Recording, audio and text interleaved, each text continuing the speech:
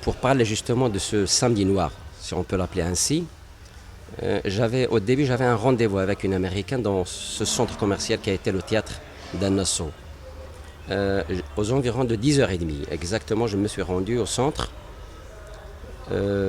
Quelques minutes après, c'est-à-dire un quart d'heure après, j'ai entendu les premiers tirs, les premiers coups de tir.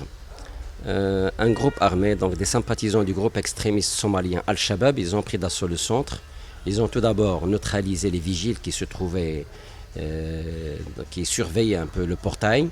Après quoi, ils se sont infiltrés, ils ont envahi tout le centre composé de 4 étages.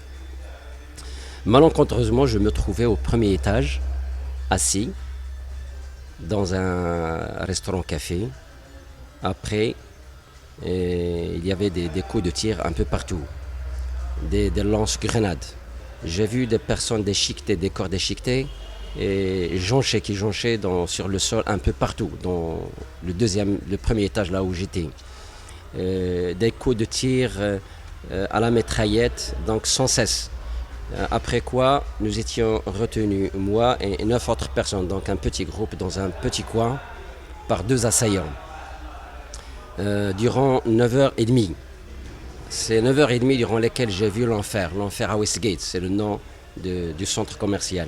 Donc c'est l'enfer, une marée de sang qui coulait un peu partout. Nous nous sommes infiltrés, nous avons saisi l'occasion d'un échange de tirs incessant entre les forces de l'ordre qui se sont intervenues après avec les assaillants pour s'infiltrer dans un petit kiosque qui se trouvait juste à côté du lieu où on se trouvait avant. Donc nous y sommes infiltrés, nous nous sommes cachés au-dessous des tables. Nous y sommes restés à peu près 8 heures. Et on regardait toutes les scènes.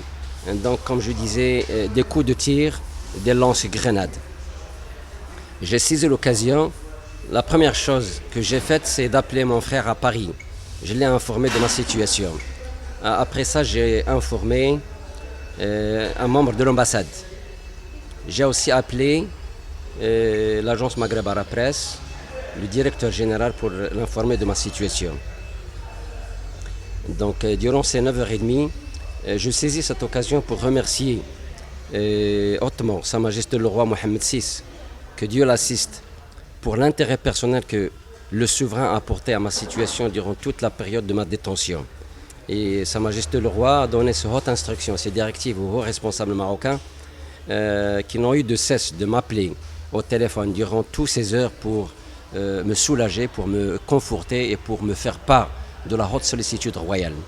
Après 9h30, un commando spécial, et il est intervenu et nous a libérés. Est-ce que ma vie était en danger? Bien entendu, c'était en danger. Des morts j'ai vu des morts, des gens, pas seulement j'ai vu des morts il y en a partout, mais 2 personnes, ils ont été abattues devant mes yeux.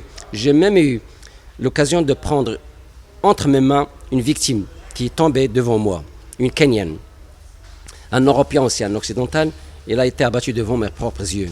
Comme je disais, nous étions pris en otage, donc il y avait des échanges de tirs, et les assaillants, leur objectif premier, c'était de faire le maximum de victimes. Donc c'est le maximum, ils tuent le maximum de personnes. Ces gens, ils dénaturent leur premier acte ignoble, c'est de dénaturer justement l'image de marque de l'islam.